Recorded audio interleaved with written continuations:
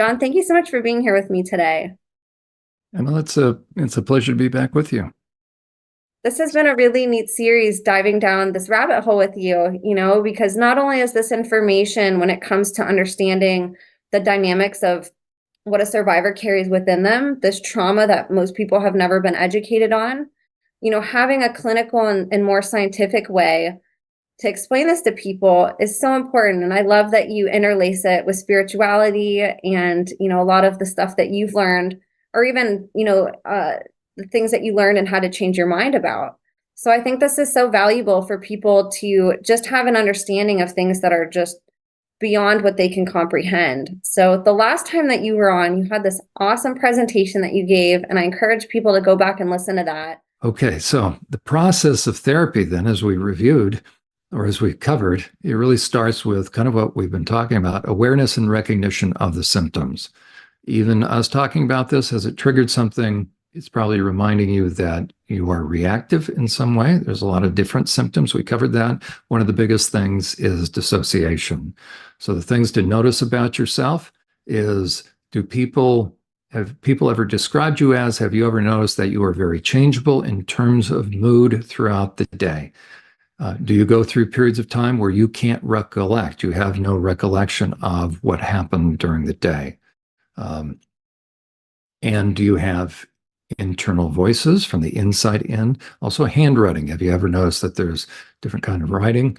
Do you notice in your closet, I can't talk, closet, you'll have clothing that's different style than you'd ever wear? You'd never wear that kind of stuff, but it's still in your closet. Do you notice that you change your clothes? This is typically true for more for women. Do you tend to run late because you're changing your clothes a lot and hairstyle? And do you change your hairstyle depending upon mood? That could even be in the moment. I was working with somebody that in group therapy, and actually another group member had noticed this. And Sylvia, I forget the gentleman's Jack. Yeah. Jack said, "Oh, I forget what we were talking about, what topic," but all of a sudden Jack interrupts. He says, "Oh, here goes Sylvia. Here goes the strong Sylvia." He didn't know about this. Jack was just a client in for depression. So this is a gender group.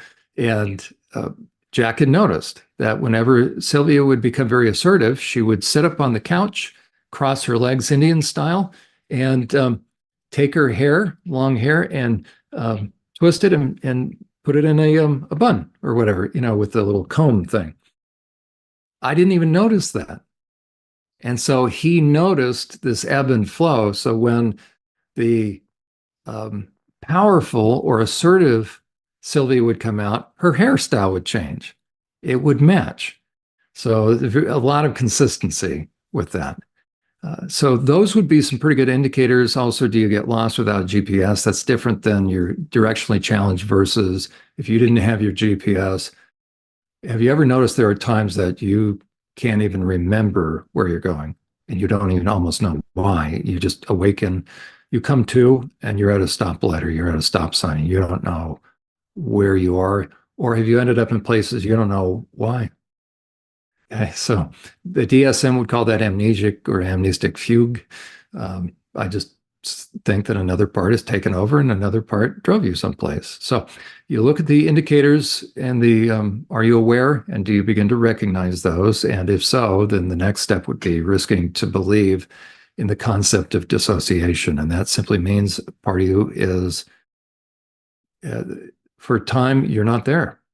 Your body's there, but another part of you has taken over. You have gaps in your memory because of that, but the part of you that was out has those memories and feelings, but the feelings have triggered probably a lot of adrenaline. You feel that as anxiety, so you have free-floating anxiety. You can't identify why, but there are gaps in memory. So short-term and long-term, most people, again, should be able to remember back to about first grade or age 5, generally speaking. But if you have huge gaps of memory, then that you need to look at that. Risk believing that the internal systems don't make you, or I'm sorry, internal symptoms. So the voices, also in case you see something. So oftentimes, depending upon the trauma, you will actually see parts. Right? You'll see alters, you'll see people. Okay. And that is not demonic, by the way. Now, it could at times, yeah, but we're not going to go there. For our purpose of our discussion, not only will you hear the voices, and it'll really be they're either talking to you, behind you, or above you. So they're having full blown conversations, and you find yourself either listening to a conversation between two parts, or they're really talking to you, and you're trying to maintain yourself, either responding back or not responding.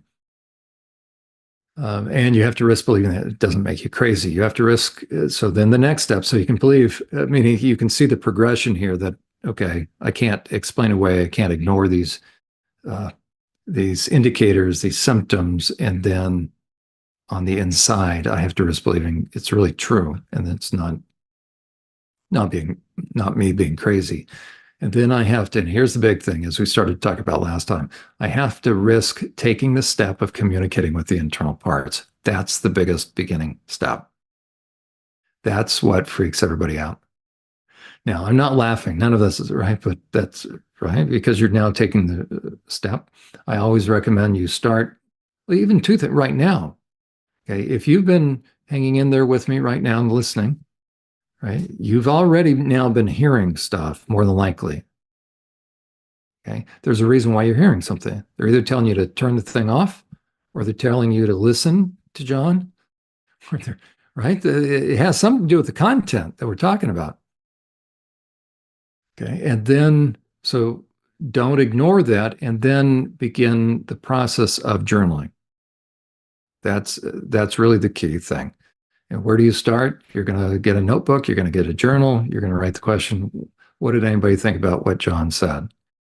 And now the question is, do you want a response?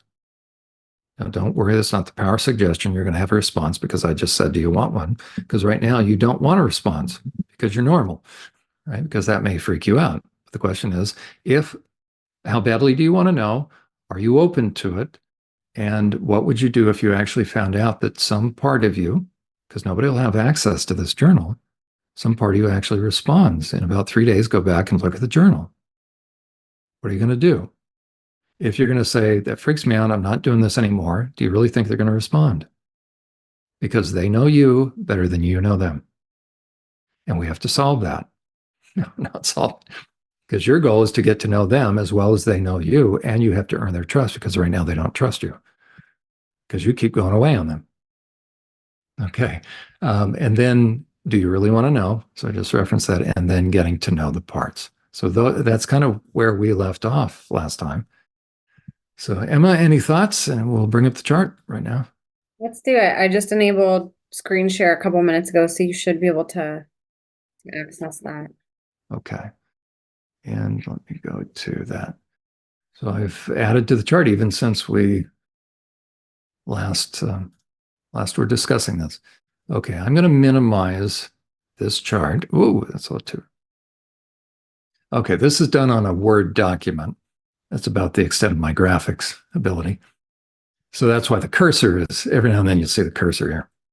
Okay, so I've added a little bit of color again, differentiate in terms of background. This is ultimately your system. This is an internal system. Everybody's will be fine-tuned and different in terms of details. But generally speaking, I'm giving you, it's not that I'm giving it, but I felt compelled, and Emma, you and I together, I thought this is the right thing at the right time. Eventually I'll do some writing about this. So here is an overview of an internal system. And therapy then, the process of therapy is working from the top down. But during that process, there will be, especially way down here, if you see the little square, the little green square, okay, every now and then what'll happen, the more you go, what I call drilling for oil, so you're going to start moving towards what the truth is. It's also, if I could draw this like strata in the soil. So let's say this was a side view of a hillside or a mountain. So right here, we're up on top of the mountain, and there's been an earthquake and a landslide, and all the land fell away. I would actually draw a bunch of different strata in here. Okay. So using that idea of strata, Let's say there's a pool of oil down here. The goal is you're going to end up sending a drill down all the way down to the pool of oil, which represents pain. Okay. So you want to lance the wound. There's another example, kind of like a bone infection. So you're going to eventually start to go deeper and deeper. Let's say also that using that same idea of topography and strata, let's say we had a little bulldozer up there. Maybe I should put a picture of that. But let's say that bulldozer or land scraper, so heavy equipment, just started little by little, we're scraping away layers of earth.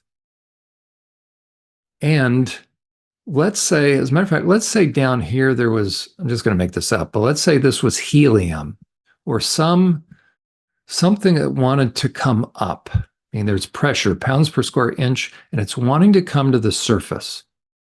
Well, it's being able to be maintained by this amount of weight or pressure going downward. So it has more pounds per square inch going down as this, and it's really the truth, quite frankly, and pain. So it's wanting to come up. So as long as somebody comes into therapy, they are really well defended initially. So they have all these layers of defense. They have all this weight, pounds per square inch, that is pressing downward, keeping everything down. So if we were to take a little bulldozer or an earth mover, and if we were to just start little by little scraping away layers of dirt, what would start to happen?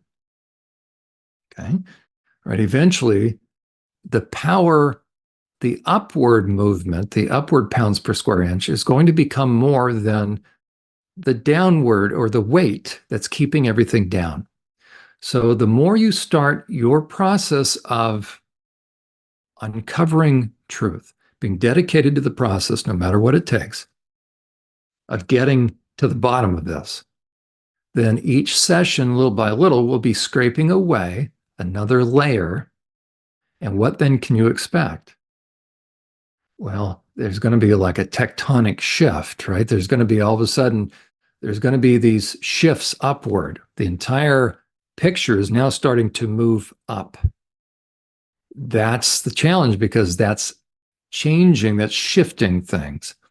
Okay. And what that means is truth is starting to come closer to the surface. And inevitably in that process, you will have some of the deeper parts, and we'll describe all this both a little bit tonight and then in future episodes. We're going to take a little childlike part when the defense mechanisms, when the layer of soil, when that permafrost, when you stuffed it in a closet or trap door, meaning the ability to defend and the ability to push down either starts little by little to give way, or a crack in that starts. It's like a fissure. We talked a little bit about that last time. So let's say all of a sudden a downward, a vertical crack happens, then, and this is in time what goes on when therapy progresses, a crack based upon truth. All of a sudden, and the nature of the relationship with the therapist, by the way. If you don't trust your therapist, if your therapist is not engaged, then this isn't going to happen, right? Because this is talk about a personal trainer, right? It's a very personal thing. They're your coach, they're your personal trainer, whatever term you want to use. There's your emotional surgeon. So if you don't have faith in you, if you can't trust the therapist, then find somebody else. But if you know your therapist is competent, then it may be that you're putting the brakes on, which doesn't make you good, better, and different. It just means you're probably putting the brakes on. Okay. But if it starts to go well, meaning if the progression is happening through truth, eventually there will be these cracks that will start to go down in this sense. Truth is going to do its work, and it will bypass the defenses every now and then. And so this is the first time that a therapist will see a childlike part. And it is very noticeable once in the nature of the relationship, the therapeutic rapport, the therapeutic relationship, the client, so if you are the client, all of a sudden a childlike part of you is going to emerge. For the therapist, what they're going to see is a young part, and even facial expression changes. and vocabulary changes. Okay. And what they will see is what I saw, right? I suddenly saw Tina with the very first person, we'll call her Mary. And before I knew it, because she and I had established rapport, she was already disclosing horrific abuse. So she was becoming very trusting and very trusted in my work. And a lot of it was the therapeutic rapport. Before I knew it, and I risked asking, right, who am I talking to? So before I knew it, Tina had managed her way up. And she took the place of, in a way, what she did is Mary went down. So this is dissociation. So let's say I started working with Mary. Oh, I've got a little pizza of weight there. My pork. There we go. So let's say I started my session with Mary. I'm just going to at 3 p.m. Okay. So Mary and I start talking, and eventually Mary starts going into a memory at, let's say, 3:20. Well, what happens is, as she's starting to go into that memory, in this case, she was watching, she was going back into that because it was too overwhelming. One of these secondary parts probably was going to take over. Actually, it would have been one of these, one of the subconscious parts. Well, what happened, because that's too much, but because she was tapping into a memory, what happened was it was a momentary opportunity. And also, I believe the truth drew it up. And a lot of these parts, this is very true too. You can see this is Word documents I'm able. So what was being shared by Mary was even too painful for a lot of, it was triggering for a lot of these parts. So they were shutting down. So what that enabled, and probably some of these parts were shutting down. So it enabled Mary to kind of bridge the gap. IFS, by the way, if you can see my little cursor here, I've written down, and again, I recommend IFS, that's internal family systems. They have coined terms. And so when they talk about the managers, they're kind of talking about this level. When they're actually talking about all this level up here, the current primary parts, the co-conscious and the subconscious. Okay, when they're talking about firefighters, they're talking about this level. Okay, and firefighters are dedicated to making sure that the wounded kids down here, what they call the exiles, and the conscious and subconscious and co-conscious parts, because this is kind of the public part. This is what keeps the person going during the day, during how to keep everything together. So the firefighters or repressed parts, their goal is to make sure that neither the top or the bottom ever connects. So that's why I called it the gatekeepers right here, primary gatekeepers. Okay, we'll go into some of these titles. But when Mary started connecting with a memory, because I think it was so fast, because she was connecting with somebody, it happened to be me, the therapist, that was very disarming because how had Mary been programmed? She was a victim of MK, Ultra, and SRA. And she had about 250 parts. So the one thing the perps were dedicated toward was what? Making sure that Mary never got close to anybody. So woundedness happened through relationship, and healing will happen through relationship. And that's why, in a way, what will be recreated in session will be a lot of the dynamics. And that's what we also call borderline personality disorder, as far as, what is it? Meaning that will eventually manifest itself too. Why? Because the hope of relationship, or to be known and being known, is this is going to sound, it's intoxicating, meaning it will pull out of me the hope. So hope against hope, but at the same time, it's so scary. So it's back and forth. Frank Anderson of IFS talks about that he's never seen a borderline personality disorder client that's never been traumatized. I concur. So I think what happens in a moment of time, as the relationship is being established, that's drawing parts upward because they long to be known. That's the one thing they've never been able to have, is a strong connection with somebody. But they also have to remember, and here's part of the therapy, they have to remember that the therapist isn't your spouse or your best friend. It doesn't make it an invalid relationship. Kind of view it like a coach, view it like Gosh, a coach is probably a very, very good um, analogy. Okay. Also, they're going on safari together, right? A tour guide or a safari guide. Okay. But ultimately, you don't pay a friend, you don't pay a family member, but it doesn't mean that it's just strictly professional. But you have to remember that the therapist cannot be your friend, but it doesn't mean that they won't know you the best. Okay, it's like a coach. Think about how many young people, even adults, that had a good coach, that they remember that coach forever, right? Because they played such a pivotal role in bringing the best out of them. So that is the way to view a therapist. So we're here for a reason, but we're not detached. Think about the true coach. True coach is in there. He loves the players like he loves his own kids, but the players aren't his kids. So it's a hard balance, but that's where part of the responsibility of the client comes in, always trying to remember that as close as you get with the therapist, it can't be friendship. Okay, it's like a coach. That's really such a powerful analogy.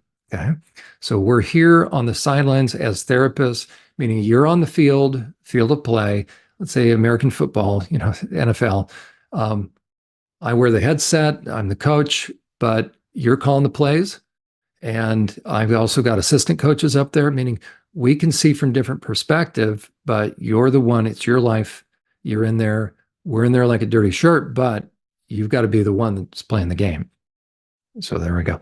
Okay. So once truth starts to do its work, at some point in time,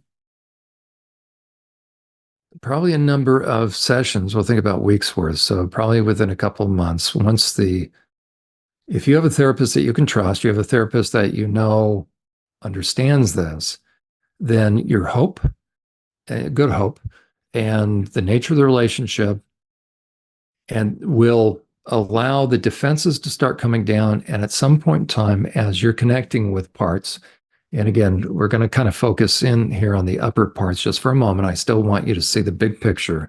What will happen eventually is a part that has been suppressed, a young part that knows some things, is going to find a way.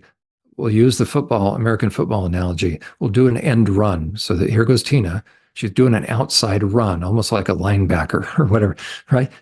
Or let's say a wide receiver. That's better. So she's zigzagging, right? And she's getting through all this, and all of a sudden, boom, meaning she pops up. And so she now is going to have a chance to talk. So what happens is that energy, as it were, causes the primary presenting person, to dissociate, to duck in. And they don't know it. So they're getting pulled in. They don't know. Okay. So now let's say the session started at 3. We hit 3:20. All of a sudden, Mary's starting to have a memory. Now the question is that starting to leak up? Probably. But at that point in time, it's sending shockwaves through the system in this sense. It's too powerful because it's information that's coming from way down in the subconscious, and it's causing almost everybody to dissociate, and except for the gatekeepers. But what's happened is it got through, and it meaning the information, but the information is emanating from Tina. And what Tina does as the 3:20 hits and the memory is starting, all of a sudden she sees the light of day. IFS calls it storming the gates. I just say it's weaving, zigzagging through the defenses, and she comes up. Okay. So if you're a therapist, what you're going to notice is there's a difference in affect and voice inflection, in intonation, in vocabulary. There's going to be a change, very subtle at first, because they don't know that you know. So Tina, is still having to try to share things without coming right out. But if you want to know as a therapist, if you sense enough, I would ask. You can say, who am I talking to? Okay. And the first time that happens, everything will go quiet for a moment. because now they know, oh, the gig's up. And I'll tell you what, the entire system is very quiet for a second because now they don't know what's happened. Meaning the gig's up, Tina's out. And so in a way, a lot of parts, especially the gatekeeper ones down here, a lot of them are hearing, especially the internal COO, is because they are the radar operator and suppressor. So Tina got by all these defenses and dropped a truth bomb in a way. So as soon as the therapist asks and as soon as Tina comes up, then as long as Tina knows that Tina is going to be accepted, then the therapist and Tina will be able to have direct communication. But this is now revealing a memory. So when Tina, it's only a matter of time. So I'm jumping ahead a little bit, and we'll talk about more about how this happens. But the first time a childlike part that's coming from the wounded kid end of things, okay? And so I just have one green square, but there will be, depending upon the amount of abuse, there will be many, okay? So I've just done one square per kind of category. So this is representative. This could be representative of many. Somebody could have many childlike parts. They typically do, okay? Depending upon when the abuse started. And then as you see here, I've got some backup ones, okay, but are there to help. But there's going to be the first one, the initial one that always wants to get help. All the others have been suffering in silence, but one is going to try to break through. Okay, as a therapist, then I'll still call her Tina. Tina becomes you're going to establish a relationship with everybody. Frank Anderson, I differ a little bit with him. He says you don't need to establish a primary relationship with each part. I disagree with that. Okay, because every part is a part of the person. For me, when I was working with Mary, Tina and I were great friends in the sense. Tina was invaluable because Tina, everybody else, especially some of these parts, especially that part, they would call her the rat. She's letting out all the information. She's going to get them in trouble, and that's why they wanted to suppress Tina. Okay, but Tina was my primary source of information. Tina was invaluable. But once Tina finally was able to appear enough times, sometimes there's going to be other little ones. But typically speaking, there's just going to be one or two or fewer because the rest are too scared. Okay, so Tina's a brave little thing. She was only 6. Vocabulary, handwriting will change. Okay, so when that happens, that's when memories will be disclosed. So that's a little bit later, but I wanted you to see how this dynamic process can happen. So the blue right here, we're going to begin to now just focus on the blue, and I'll eventually go through each of these in subsequent episodes. Okay, but again, each circle or square, and I try to differentiate them, represents a type of altar. Okay, and they will all are a part, and they'll all have names generally, but it doesn't have to be people names. It can be something, but each will have its own name. Now, if you're a survivor of SRA, some of the perps likely gave some of these parts demonic names, like Abaddon or Apollyon or Lucifer, or pick your name. Greek names, Roman names. So they've never had a chance. They didn't really have a chance to decide upon their own name, or they haven't had a chance to tap into that. So that'll be part of the process down the line to help each realize they can slough off that cloak that was given to them, that outfit, as it were, that they don't even know. And that's where they begin to have a choice. Okay. So again, just for overview, you have really, this is where you're going in therapy. Oh, let me put Mary back. Okay, so when you go to therapy, you will be here. What'll happen is the goal is little by little, you're going to begin to get to know each of these parts. Cognitive behavioral therapy doesn't focus on trauma-related parts, okay? Because this is not in your head. This is not beliefs. This is trauma, okay? So look at a glance. Here's the goal. Here's where your therapy is going to go. You're going from top to bottom. So you can see there's a journey. Okay. And it would be one thing if it was just you're going to get to know these different squares, or the different, squares, right? Or circles here. But down here contains the memories you've forgotten and the horror. And so you're not only going to get to know people, but that's the parts, but that's a means to an end, because ultimately you need to know what happened and why these parts are here, why every part was created, so that you can be free and so that they can be free, so that you can eventually connect with your core part, that little part of you, the child within. Right now, nobody is free because everybody is persuaded or convinced of things. And so what you have is a lot of deep parts of you that are absolutely convinced of something. And right now, because they're enclosed, as it were, it's like they're in a time capsule. And they have nothing to compare and contrast. They don't know the war is over. It's like a Japanese soldier that on the Philippines that went into that cave that got stuffed away in there, and last orders given were you defend this cave. You don't come out until you're given the order. So they're dutifully in the cave, they're dutifully in their spot, and they're doing dutifully what they are supposed to do, what they were told, but they don't realize the war is over and the concentration camp is now empty. The Nazis left. And so the threats are gone. The reality is now you can finally be free. And you're going to find out how badly you were abused and how badly you were manipulated and tricked. Okay, so that'll be really what's going to set you free. So these are parts that right now have been the old-fashioned term, and it's still an important term. It's a hard term to let it sink in. Everybody in the red and green, quite frankly, except for Tina right now, and probably some of these others, but right here. No, okay. For the vast majority of these in here, we would say they're brainwashed. Now, that sounds a little harsh, so let's just say they were manipulated into believing something that's not true.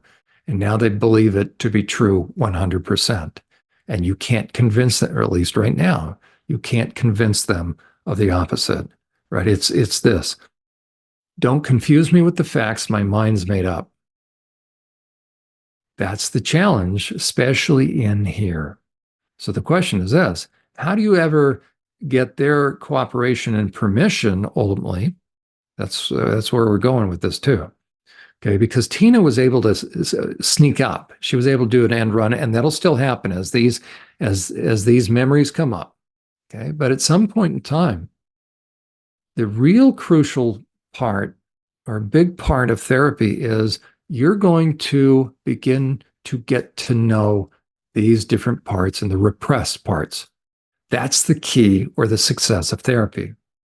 Because without you getting to know them, and in a way, without them getting to know you, you're never going to help rescue these, because they are doing they're doing their job, the last order given, which was what?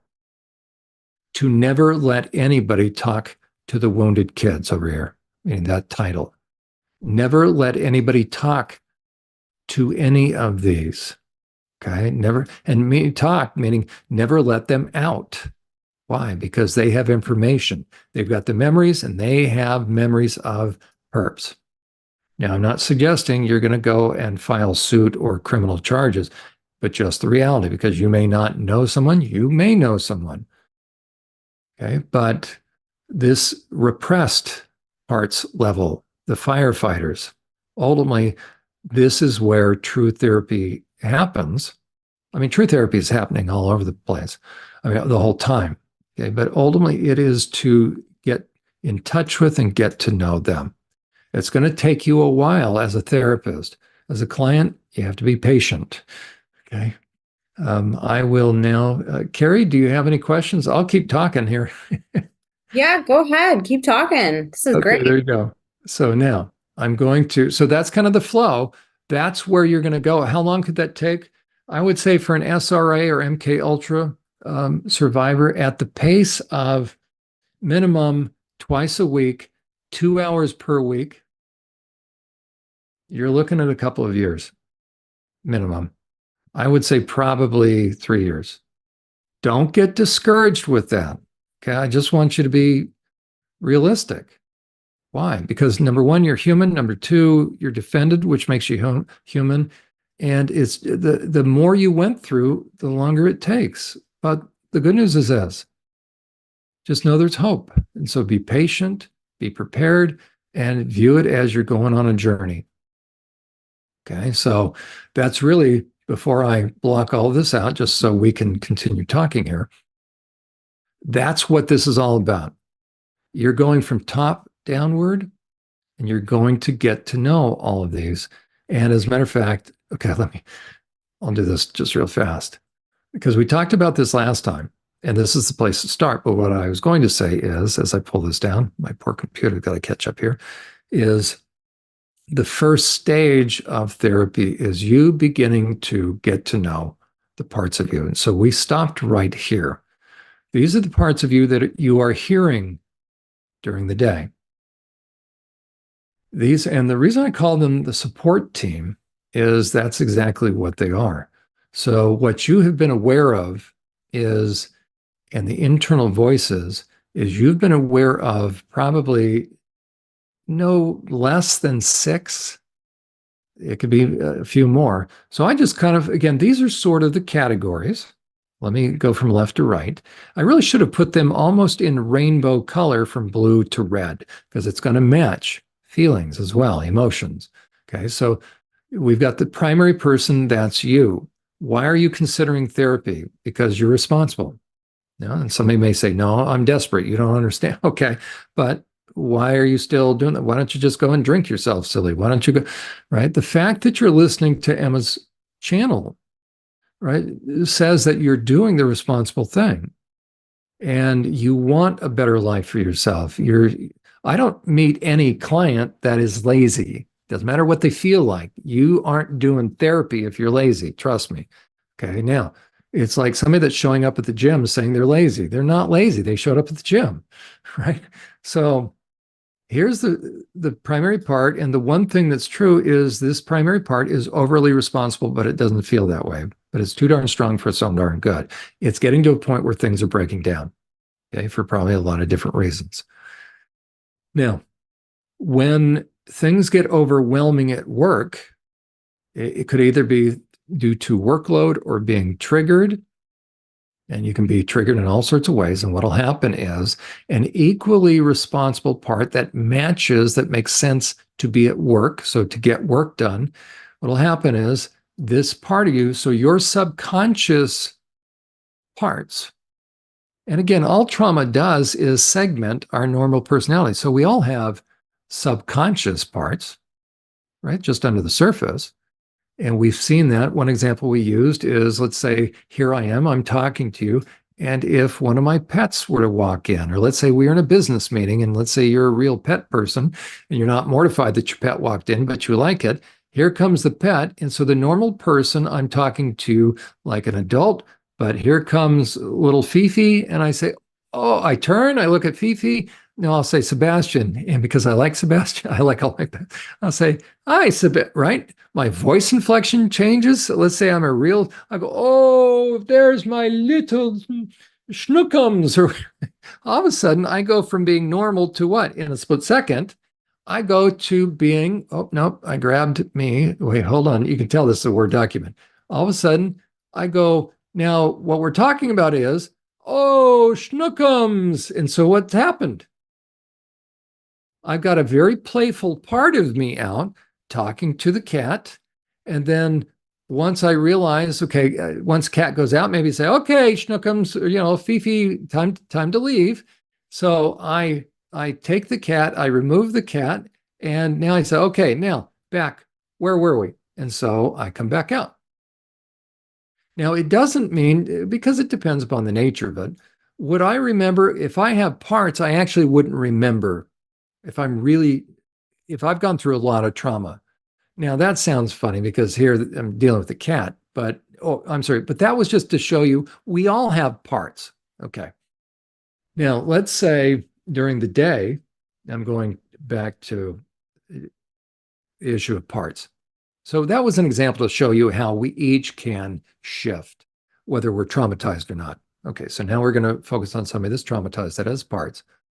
Um, they're getting tired and they can't keep up the momentary for this time of the day. Okay. So a detailed part, or let's say the boss called him and said, hey, um, where's that report? And now crisis hits because the person's been delaying. Okay. What'll happen is they'll get pulled in. Okay. I wish I had two mouses, but simultaneously. So the detailed part, I put a name to that. Let's say Sally or whatever name, Bill. It could also be me, or it could be myself, whatever term. Okay. What happens? So I used to think it was that if I'm the primary part, I duck in. Could still be the case, but I'm more persuaded now that. So let's say we'll say this is Sally. I'm going to give Sally this name, or for the detailed part. What happens is Sally is watching or sensing, or she's very much aware that Mary is starting to lose it. So Sally pulls Mary in. Okay, so Sally now will finish the report. What happens if something happens and Sally gets triggered, but they still have to work on the report? What do you think happens next? Okay, there's another, shall we say, work related part, for instance. And so now Sally either knows that she's getting tired, or maybe the same kind of dynamic happens. And probably the same dynamic, which is now, say, Brenda. If I can remember these names, eventually I'm going to have names. So Brenda now does what? Pulls Sally in. Oh, sorry. I didn't get up. Oh, I flipped her upside down. Okay, sorry. Okay, so there we go. So now Brenda is out. Now remember, this is the same body. Anybody walking by Mary's office or cubicle doesn't know that this internal switching has gone on. And so let's say 3 o'clock, the switching started, and now it is, she gets the report done. And now it's 5 o'clock, and now the pressure's off. And so Brenda has fulfilled her job. And so what happens? She can go back. And there is Mary.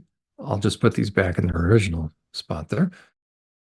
So now Mary is back out.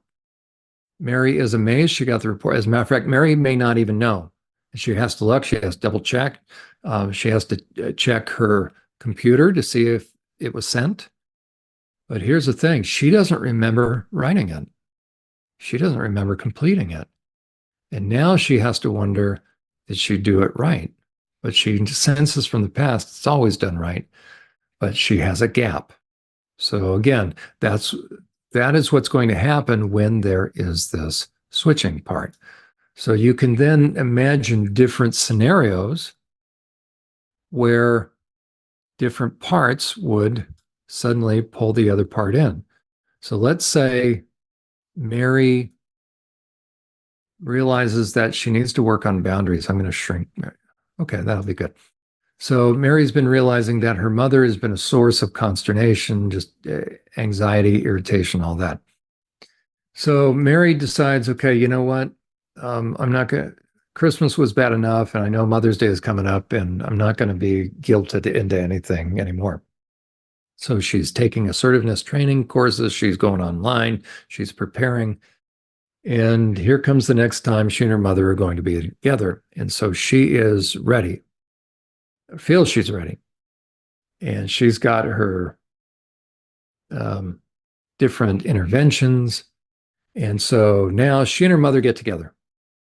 And it's going okay for the first couple times. Maybe mother always tries to guilt trip her into spending time with Uncle so-and-so, or a bazillion and one things, or go to church and they'll guilt trip. Okay. Meaning people want to dump knapsacks on Mary. And Mary's saying, I'm mad as hell, I ain't going to take it. Actually, this part of her would say, I'm mad as hell, I ain't going to take it anymore. But let's say Mary decides, okay, you know what? I really am going to work on boundaries.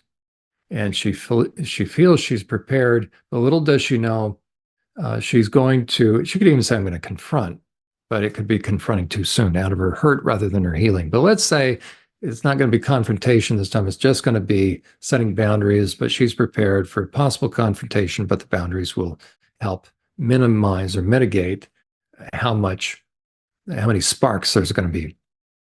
Okay, so she now is all prepared. She gets together with mother. She's doing okay until mother knows she's not getting anywhere. Like she knows there's something different about Mary. So Mary is at thanks, but no thanks. So the first couple of times, mother is surprised that Mary is withstanding the guilt trips. So where Mary used to cave in right away and not put up any pushback, agree, people pleasing, placating, all of a sudden, Mary has said, Mom, you know what? No, I'm not going to do that. Oh, Mom's never heard that before. So mom is surprised, but here's the thing. Mom being a good sociopath or psychopath or malignant narcissist, she's not going to take no for an answer and doesn't believe that Mary is serious and has seriously changed, right? So Mother Gothel kind of thing. So what does Mary's mother do? She's going to turn the page on the playbook. She's going to now go to, she was, all mom used to have to do, all mother used to have to do is do first gear approach. Well, first gear doesn't work anymore, the amount of pressure. So all of a sudden, she's going to shift to second gear. She's going to turn the page to, or she's going to take out a different playbook, and now she's going to start upping the ante. Well, Mary was sort of prepared for that, and now Mary knows anticipated what mom was going to say, and she withstands the second and third attempt. Well, now mother is not going to be told no, meaning mother is not going to return empty-handed. She's going to get what she wants. She's going to place her knapsack on Mary. So now mother is going to go there, wherever there is. She's going to shift gears. Now it's third gear. Now it's a new playbook. And Mary wasn't prepared for it. It could be as simple but as powerful as mother saying, well, fine, but you may not see me again, and I'd hate to think that these are our last words together. I don't know. She's trying the guilt trip. And what happens? It's too much. The emotions, the stress, Mary didn't prepare for that. And because there's not rebar in the inside of Mary's soul, so to speak, meaning her backbone, that's not calling Mary names, right? Ultimately, what we want is a sense of internal power, right? Be able to have your own voice. So what happens is because Mary wasn't prepared, because now mother's going at a deeper level and basically saying, well, you know, one false move and this relationship gets it. So mother went there. What happened? It was too much. It caught Mary off guard. And so Mary is getting so worked up, meaning all the different emotions. Then what happens? The submissive part comes out to ultimately protect Mary. And what does the submissive Mary do? It gives in. And so in a way, what does mother feel? Yep, mother feels satisfied and even more empowered. And now mother believes that if in doubt, she can pull out playbook number 3. And mother's got a lot of different playbooks. Okay. So after mother leaves right? Because mother's satisfied now. Okay, I knew you would see it my way, or good, fine. It's about time you see the light. And, I knew you would come to your senses, whatever any cult-like mother is going to say. And so now the agreement, and mother leaves, or they hang up the phone. Now the submissive one, because the stress has come back, and now Mary comes out. But what has happened? Mary agreed to something. So I could even write under this one, we've got 2. We could either make this one the guilt-producing one, that usually pessimistic, that usually is the one that when Mary wants to start something pro-growth for herself, start to have hopes and dreams, the pessimistic one is going to come in to quash that, okay, to keep Mary from getting out of her lane, getting out of her comfort zone. Okay, so that's usually one. But I would probably say this one is the guilt producing one because, it's defensive. And that could be defensive towards other people, aggressive towards other people, or in this case, so Mary finally says what? Against her better judgment, against her druthers, she finally said yes to her mother again. And who was listening? That's right. So now, because there's no immediate threat, then we're just going to call her, what do we have so far? I'm forgetting names. Let's call her Ruby because it matches red. Ruby is the really aggressive one, really assertive one, really defensive one. Actually, Ruby doesn't know assertiveness, it's just aggressiveness. And really, it can be really mean, nasty, caustic. It has a heck of a vocabulary, right? A lot of those monosyllabic words, very definite. She doesn't play games, she doesn't mince words. Okay, so she's there to ultimately protect Mary. But when Mary can't protect herself, what happens? Then in that case, let's say if Mary were to have hung in there a little bit more, but felt a little different way, or mom conducted herself, it may have been that Ruby would have stepped in. Same concept, pulled Mary in, and Ruby would have given mother a piece of her mind. And mother would have huffed off, and then Ruby would feel satisfied. But also, here's the thing, Ruby has a love-hate relationship with Mary. Why do you think? Because Mary is viewed by Ruby as a weakling and the source of her problems. Because if it weren't for Mary, if Mary had ever grow a spine, what would happen? Then Ruby wouldn't have to jump in. But Ruby has to always do the heavy lifting. And so Ruby, in a way, dislikes all the other parts, right? Because Ruby has commentary on everybody, especially who?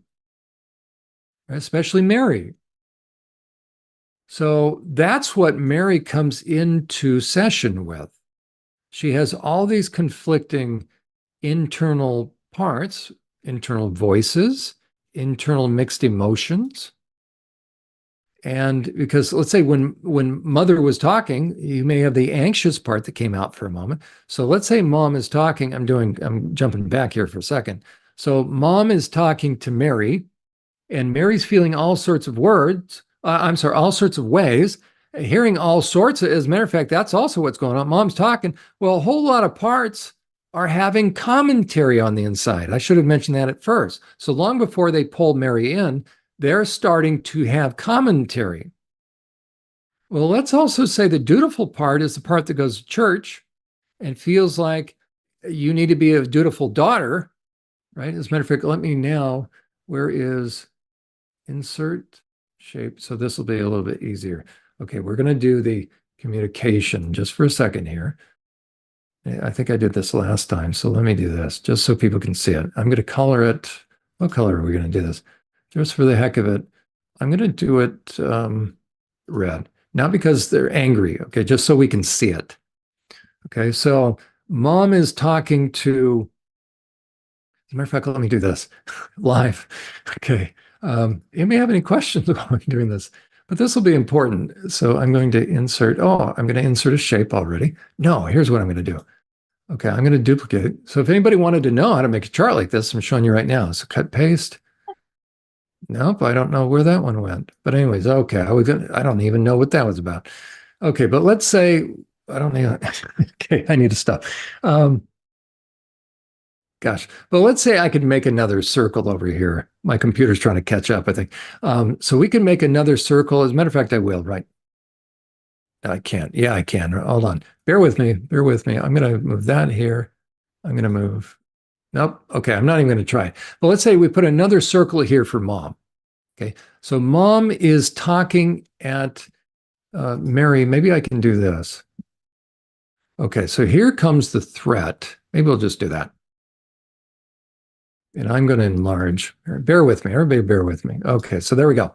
So if you've ever seen Charlie Brown, you know how you have the teacher? Womp, womp, womp, womp. Okay, so mom is over outside of our view, she is talking to Mary. Okay. As the threat or mom is talking to Mary, I've never done this live. Okay. So we have, right? It's the pressure is coming in here. Mom may be doing a little darts, so to speak, verbal darts, pressure. Then what's happening a lot and simultaneously, so we could draw additional lines. Okay. You have all sorts of parts that are talking to her. As a matter of fact, we probably should draw multiple lines all at once. So we have the submissive part that's starting to say, oh, I need to, the dutiful one saying, well, you need to be a good daughter. The detached one saying, tell mom to screw herself. I could care less. Oh, something bad. I'm getting anxious.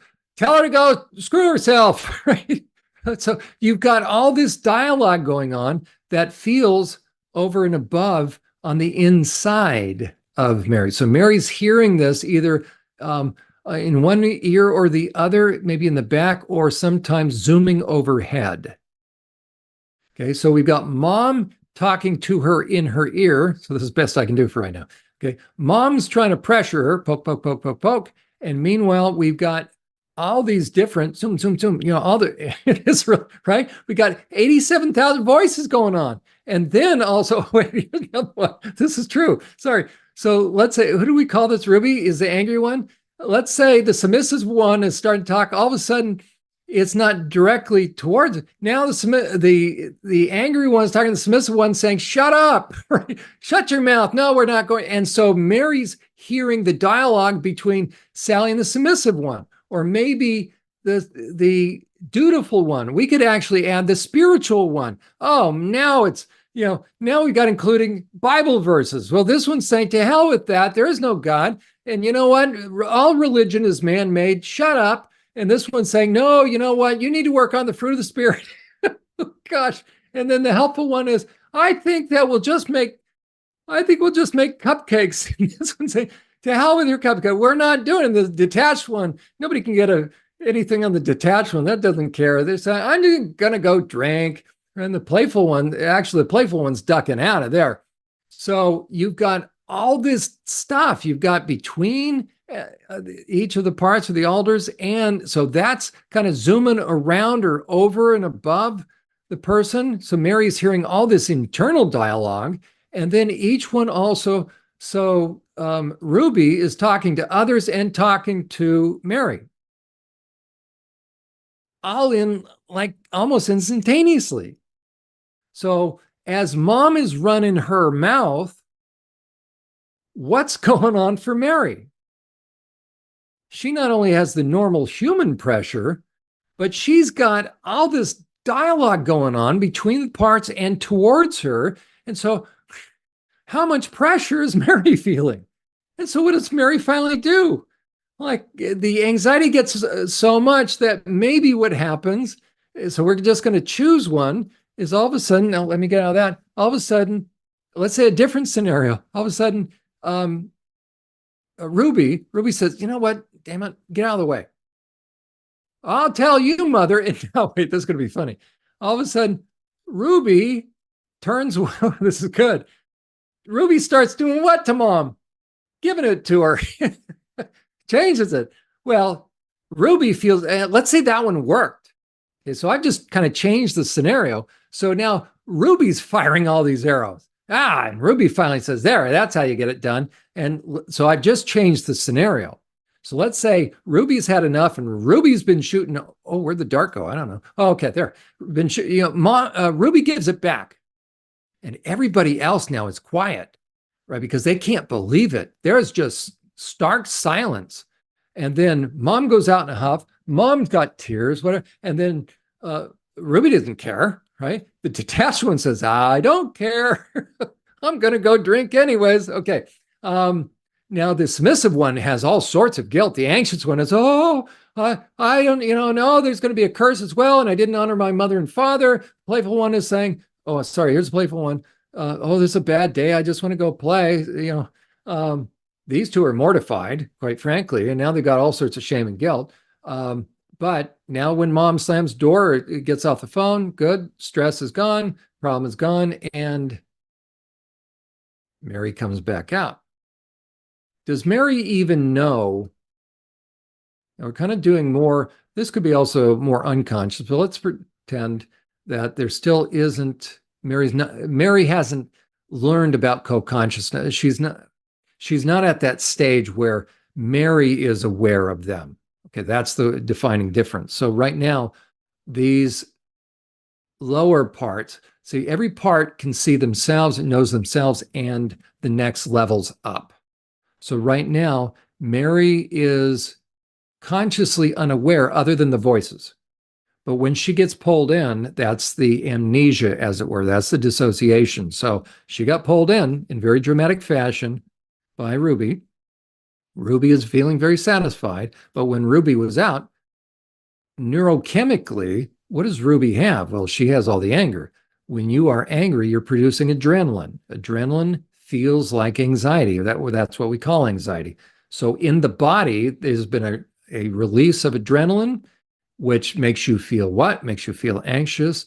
So we have Mary, who isn't aware of the last thing she knew. She was talking to her mother, but she's looking around and wonders where mom went, or looking at the phone, and the conversation ended. So Mary knew the start of it. She doesn't know how it ended, but all of a sudden, Mary feels what? Mary feels, whoa, we've got well, she's feeling anxious, number one, because of the adrenaline, but now she starts to hear. So that's probably a better way to put it. She feels anxious, but now that it's calm, we could go back to the communication now.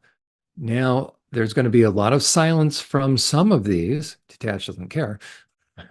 That's just to help numb out, quite frankly. She cares, right? But this is the one who will always, if she overpowers things, she's going to go on a binge, or she's going to everything. I mean, any kind of compulsion or addiction in a way. Okay. Or she's going to eat herself silly. She's going to smoke a bunch. She's going to, right, to where she just doesn't care. Um, or the playful one might come out. I'm sorry, I was trying to grab the move the playful one. Okay, so once Mary comes back out, and Emma, I'm aware of the time, so maybe this will be enough. It's kind of a review from last time, and we didn't start to, but hopefully that was helpful. And next time we'll jump into more of it. Okay. Um, so Mary now is left with having an awareness that mom and I were having a conversation, but the last thing I know, or the last thing I remember is, okay, so now there's a gap. And she just has a feeling, because the last time this happened, it didn't go well, because she wants to follow up with mom. Or let's say she's not following up with mom. Maybe Mary says, oh, and what happened there? I don't even know what that. So something new. What does that say? Something. I don't know. Maybe I ended up. Oh, that was from a previous. Okay. No, Department of Corrections. Nope, we're not going to put Mary in prison. I don't know where that came from. Well, let me get rid of that. I don't know where. Wow, isn't that funny? Okay. But anyways, so okay, so there's Mary again. So that's the dutiful Mary up here. So all she knows is this. The last thing she knew was she and mom were talking. It was starting to get awkward. And now she looks, and mom's not in the room, meaning mom's not in the house. Mom left, or mom hung up. So Mary has a sense that things may not have gone well, because whenever that's happened in the past, things didn't go well. So Mary has a choice. Mary can either buy time, pretend nothing bad happened, and just wait it out, or she can double check. Let's say she decides to wait it out. Wait what out? Wait for mom to call. Well, the longer she waits, the more time goes by. Now she has a sense, because mom usually calls by now. And so Mary begins to realize, oh, something happened. So who has to be the one to make the first call? Okay, and this is where part of the problem happens, right? And who does that tick off on the inside? That's right, Ruby, because Ruby's saying, screw it, don't call her. You don't need to call her, but that's internal communication. So Mary calls. Mary hears now what happened, what came out of her mouth, her lips, but it was really whose words, right?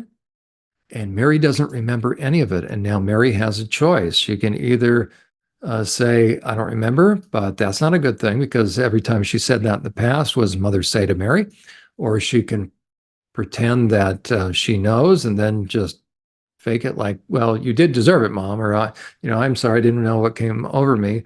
Or she can try to tell mom, I never said that, you're crazy. Okay, one of three options. But mom has known her long enough and vice versa. So it usually is going to go back into a cycle. It's usually Mary that's going to apologize. So this is a never ending cycle. And the question is, how has that been going for you? So the only way for this to stop, for Mary to stop feeling guilty, for Mary to stop losing track of time. Now, at first, it's still going to happen as far as losing track of time, is to find out what's been happening. And that's, again, getting to know the parts. And the parts know Mary better than Mary knows the parts, or the parts know you, okay? Because they have been helping you. Now, it may not seem like Ruby is much of a help. Trust me, Ruby has the hardest job in a way. Now, that doesn't minimize everybody else. I know some of the dutiful ones said, oh, yeah, well, you tried to. Okay, but each play a crucial role in helping. It doesn't matter what it feels like. That's what they're doing. Because if they didn't care, they ultimately, even the detached one, right? If anybody seems like they don't care, it's detached. But all of them, in a way, are there to help Mary's anxiety. So they, deep down inside, this will be maybe information for each of them. In a way, they're very caring and sacrificial. You don't sacrifice on behalf of someone if you don't care about them. So maybe we'll stop there. Emma, do you have any questions at this point? I don't. I think that this was a very informative presentation that you put together. That's awesome. You did a great job explaining all of these pieces. Okay, well, next time we'll start to go, we'll pick up at this point, so I won't go into any previous, I won't review other than the chart. And then, so the next one, if anybody has any questions, they can submit it once this episode is up. But then we will then begin to look at what's the relationship. So it's still blue. So this is going to be really a day in the life of a person. But the subconscious ones are aware of the support team here, but the support team isn't necessarily aware of the IFS managers, the suppressed parts. And we'll also talk about, so we'll probably start with this. So in therapy, so you know what, maybe we'll start with this. So where do you begin then? Because you're going to have to get to know. So Mary goes into therapy and her work is going to be getting to know each of them. So how do you begin that process of communication? How's that?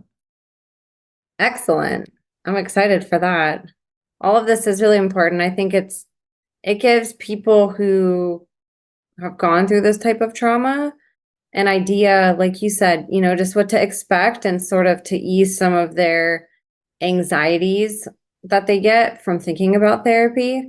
And also to discern when they finally do, or if they do go seek that route, to understand better what their therapist should be looking for or doing with them and sort of like what the goals are versus going in kind of blind and maybe, spending a certain amount of time with one therapist just to find that it doesn't work and then going to the next one. I think this can also give tools in people's toolbox to help find a good fit quicker, faster, Yeah. by understanding what questions to ask, what to sort of look for, what to understand about your therapist. You give great information about a couple things to look for, credentials and, things that they should be aware of. So I really appreciate you presenting on this information because I think from all angles, it's very, very helpful to people who listen to help understand this process, whether you're a survivor or whether you're an advocate or somebody, wanting to learn.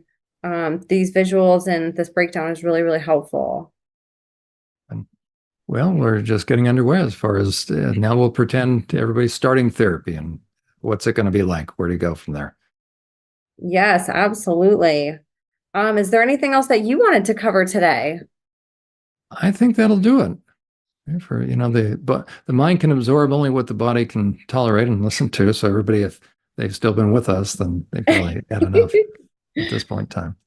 That's so true. I wanted to bring up your, unless you have it up right away, your website The and websites, I don't. I could if you want, but okay, here we go. Do you want to tell people where they can find you? And go. There's yeah, well, kind of three primary or three sites. One primary site that is survivorsupport.net, and that has a lot of information about trauma and about parts, and it gives a lot of scientific information about it as well as very practical things. Under the Insights tab, it's going to give you a lot of my, I call it soundbite curriculum, little thoughts, a lot of which was posted online. That's kind of how I use social media, quite frankly, as ways of prompting and provoking thought, not provoking just seeing sparks fly or challenging people for the heck of it. So under Insights, you can see how it progressed. Originally, I just wanted to put how someone can begin to understand trauma, but then I thought, and then you can see the hindrance to healing and then emotion. Then I thought, you know what? They also then need to know about the toxic people. And then it progressed from there, family dynamics and then characteristics of manipulators. And then I thought, you know what? I'm going to let people know from my work with inmates, work with predators and perpetrators. And that's where the rest really developed from. There are a few tabs down there you can see about the trans movement. I'm not anti-trans. I want people to understand. Next to churches, churches are the number one hunting ground of predators. The trans movement is number two. So people need to be aware that there are more sharks per square inch in the trans movement just next to churches. There's a lot of sharks in churches. So if you are in the trans movement, you're swimming with sharks. It's as simple as that, because without porn and its influence and those that are using it to groom people and they're dumbing down your intuition, they're going to sexually groom you. And that's why they're going to, and therapists as well. It's diabolical. I've heard too many examples of trans therapists actually manipulating and sexualizing clients. And some even moved in with their therapist. It's just, and it's not the client's fault. And by the way, if that happens, you need to report your client. No therapist should be having sex with a client. Okay, it's not this client's fault. I just want everybody to know. Every therapist knows it is against their licensing, against ethics, and it is potentially illegal. Okay, just like a teacher should not have sex with students. Okay, there's a power differential. So it is against licensing ethics and parameters and again illegal. So if your therapist has sexualized your relationship, and I'll just leave it at that, but certainly sex, anything sexual, you need to report them. You need to realize you're being used because the therapist should know better. Okay, I'm not saying that two people, because it's a very intensive process, but there are parameters. And I forget, each state has a time frame that, let's say a therapist and a client really do fall in love. Okay. But I think the therapist has to stop working with the client, and then there has to be a number of years that go by before a relationship can be established. And that's really important. And that doesn't mean that the therapist should continue communicating. So if it's real, then it will last a number of years. And then somehow you two can, get back together or get together. But I forget what number. I think it's a minimum of 2 years. Okay, so it's really important. So I sort of digress with that. But I recommend for any kind of healing under the podcast tab, that's the podcast that I do live on Friday nights, 8 to 9 p.m. On the homepage, there's a link.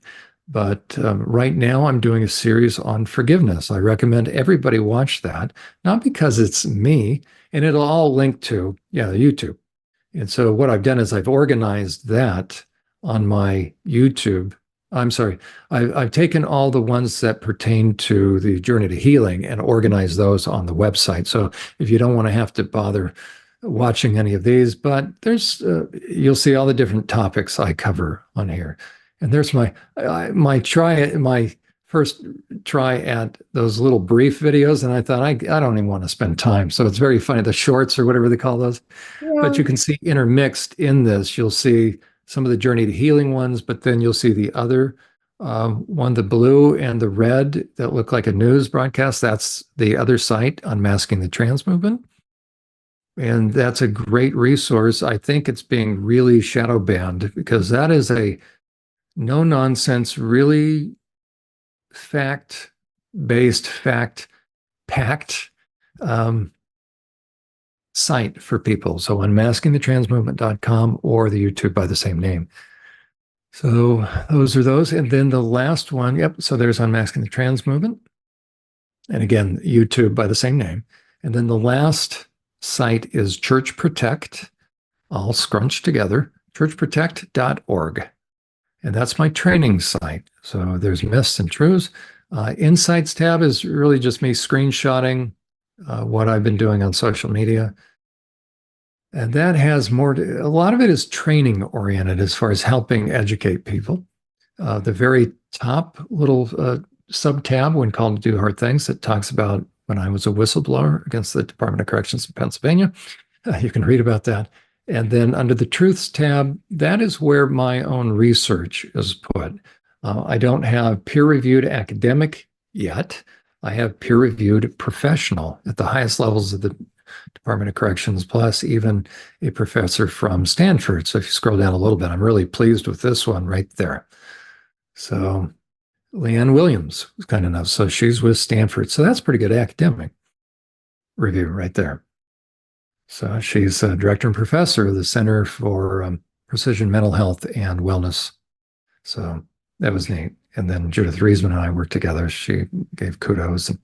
So, but as someone continues to scroll down, you'll see a lot of, and depending upon the device you use, if you use a phone, you won't see words over on the side. I use a PC all the time, and you click on one of those, the whole screen will scroll, and it'll take you to my research, sort of, unless it's broken, but it should. And intermixed or interspersed will be emails. You may want to try one of the other little buttons. Let's see if it scrolls automatically. It really should. Okay, there you go. Don't get seasick then when it scrolls. There you go. And each one of those, by the way, I have one of my charts under each of those. So if anybody wanted to see the charts I put together from my work with the sex offenders, I've been doing sex offender treatment for 15 years now. Just started my 5th weekly group. So I'm immersed in that, but I've worked with guys extensively within the prison system. And then I have a blog. It's survivorsupport.us. I haven't been able to add to the blog in a while, but it still has a lot of intensive stuff there. And that'll be a link there, right there. It's ordered under this tab. It's ordered by frequency of clicks. So the rest, what you'll find, has to do with predators right there. So those are all resources. These are all labors of love, quite frankly, because I really want people to understand, the harms that psychopaths and sociopaths and narcissists do, and how best to heal. So those are the 3 sites: survivorsupport.net, churchprotect.org, and Unmasking the Trans Movement, and then the blog survivorsupport.us. And don't forget Twitter. Oh, Twitter. There you go. Yep. You probably see I'm slowing down a little bit because I'm trying to organize my life, because I'm starting to get ready to do some writing. Yay. It's tough keeping up with a lot of platforms. It really is. It's something I struggle with. I can't do it. Oh my gosh, it's really hard. I can't do it. Yeah. I was gonna say I really commend you for, all these different projects that you do, because man, it's tough to keep up with just one, and you have all these different topics and all these different types of people, and it's awesome. But I don't blame you for, it's hard to keep up with all of them when you don't have a whole team working for you helping manage it. Well, working a solo. Yeah. That's right. Yeah, that's right. I appreciate it, Jon. Emma, it's a pleasure. It's a pleasure working with you, meeting with you. Yes. As we're doing this series here. It's terrific and it's so good for my audience. This is a topic that it's heavily requested and needed. We're learning about these stories. The testimonies are giving us the information on what sort of happens behind the scenes firsthand, but we also need to understand how to heal. We need solutions and we need the antithesis of, destruction and abuse and perpetration and mind control. We need people on the other end of that teaching how to reverse engineer all of that and to redefine who we are as humans and actually learn about our bodies and our minds. So I thank you for your work out in the field, being on the battlefield every day. I know that you're not always liked by, perpetrators who want this all covered. You go against the grain in a lot of ways, and I commend you for that because it's not an easy task. You don't have to do any of this. You could have easily just kept it private or even not ventured down this route like a lot of people in your shoes. So I thank you, Jon. You're very courageous, you're very brave, and we have a lot to learn from you, whether you're a survivor or on the therapeutic end. So I appreciate you coming on. Well, welcome. I look forward to continuing. Absolutely. And for people listening, I will have all Jon's links in the show notes. I have a playlist for Jon. He has been a regular on the show now, so I have all of his episodes together for you in one file. I will have that in the show notes also. I encourage you guys to go dig into those episodes, go back and re-listen to this. I know it was a lot of information. Jon's episodes are some that you can go listen to over and over again, and pick up new things every time. Check out his channels, his YouTube, as you saw, tons of videos, hours and hours and hours and hours of content for you guys for free. Same thing on his website if you prefer reading and like that route. He has amazing blog where you guys can find tons of information there. The insights tabs, like he said, go through tons of different topics for you. Again, hours and hours and hours of free content. So go support Jon, go follow him across all platforms, follow him on Twitter to keep up sort of with the day-to-day, what interviews he's doing, what he's posting on his channels. You guys can keep up with his day-to-day operations there and then check out his channels for stuff that you can take your time on. So please go connect with Jon, you guys. I'll have all of my links in the show notes as well.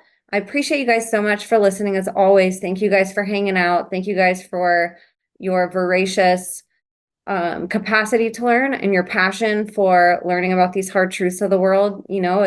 That again is something people turn their backs to a lot. So we really appreciate you guys hanging in with us and your curiosity and your passion to learn. Connect with us. Thank you guys for listening. God bless you, and we will see you next time.